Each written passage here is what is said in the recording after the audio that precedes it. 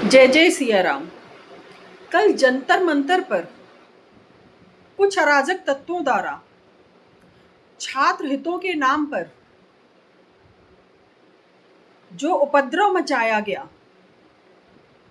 राष्ट्रीय संपत्ति को जो नुकसान पहुंचाने का प्रयास किया गया, संसद को उखाड़ देने की बात की गई, देश में बांग्लादेश और नेपाल जैसा बनाने की बात की गई, वे हमारे देश के भावी डॉक्टर तो नहीं हो सकते। ऐसी हमारे देश में कितनी सरकारें थी जिनके कार्यकाल में एग्जाम में कोई धांधली नहीं पाई गई,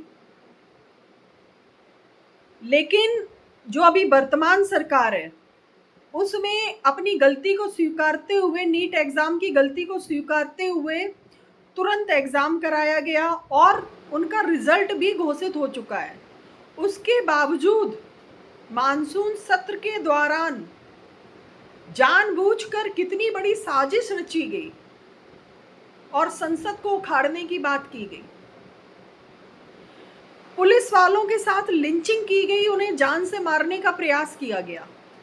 यह हमारे देश के भावी डॉक्टर तो नहीं हो सकते। महिला पत्रकारों का किस तरह से उन्हें मारने का प्रयास किया गया। अगर वो कोई भी बात अपनी पहुंचाना चाह रही हैं, उन्हें जान, हजारों की भीड़ उनके ऊपर टूट पड़ी, किस तरह से उन्होंने अपनी जान बचाई। देश के शिक्षा मंत्री धर्मेंद्र प्रधान जी के इस्तीफे के लिए इतनी अराजकता क्यों फैलाई गई? क्योंकि उन्होंने अभी तक जो मुगल कालीन इतिहास हमें महिमा मंडित करके पढ़ाया जा रहा था उसको बदल दिया है, और जो हमारे देश के असली हीरो थे उन बातों को उनको हमारे समक्ष लेकर आए हैं। और यही बात कुछ राष्ट्र विरोधी तत्वों को मंजूर नहीं है, इसीलिए हमारे हिंदू देवी देवताओं का मंच से अपमान किया गया, सीता के पति कहकर।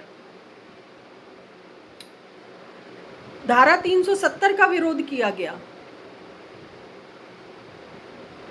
यह हमारे देश के भावी डॉक्टर तो कतई नहीं हो सकते। और अब मुझे लगता है इस जंतर मंतर पे कल के उपद्रव के बाद धर्मेंद्र प्रधान जी को अपना इस्तीफा बिल्कुल भी नहीं देना चाहिए।